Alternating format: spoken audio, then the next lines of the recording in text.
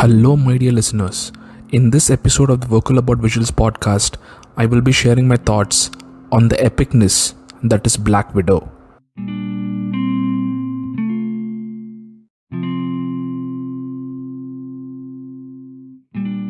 Right off the bat, I would like to say that this movie is what I wanted Wonder Woman Part 1 to be. Now I know that's one hell of a statement and might be controversial as well. But hey, this is about movies, and if you can't be controversial in your movie opinions, where else can you actually be? Of course, this is a matter of personal taste, and to each his/her/their own. And in my humble opinion, this is the superior female-led superhero film compared to Wonder Woman Part 1. Now, here is one more controversial statement. Captain America Winter Soldier is, in my opinion, the best Marvel movie till date. And stylistically and from a story beats point of view, Black Widow is very similar to Winter Soldier. And I should say that Black Widow does everything that Winter Soldier did, even better. In fact, Black Widow does the portions of the Winter Soldier that spill into Civil War, i.e. the protagonist teaming up with the now reformed but erstwhile mind-controlled assassin, way better too.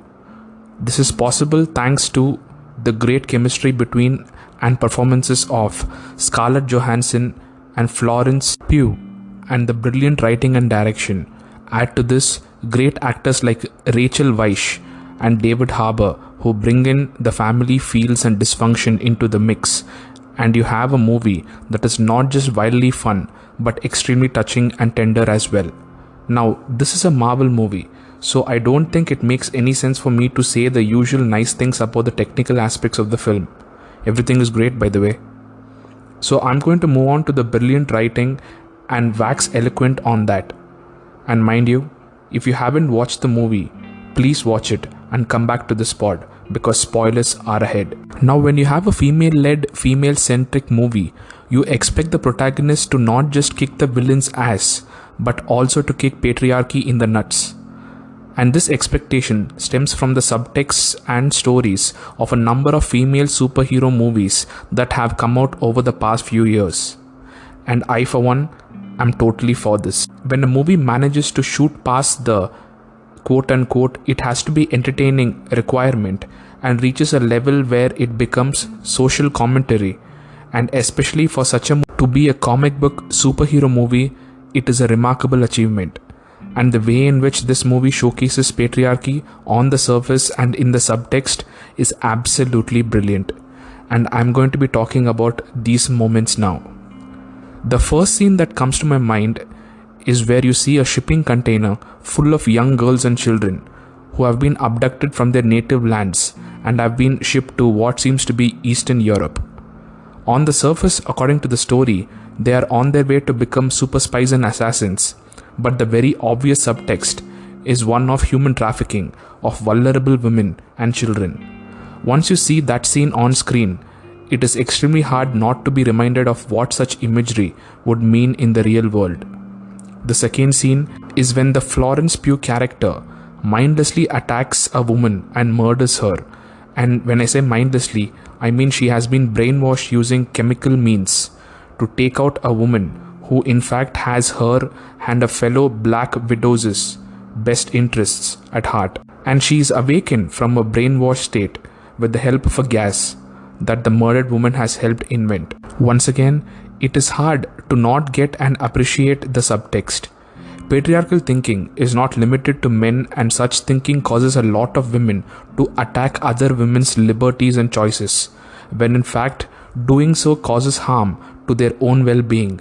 Women who have bought into this ideology actively enable and propagate patriarchy, and they do so by targeting other well-intentioned women.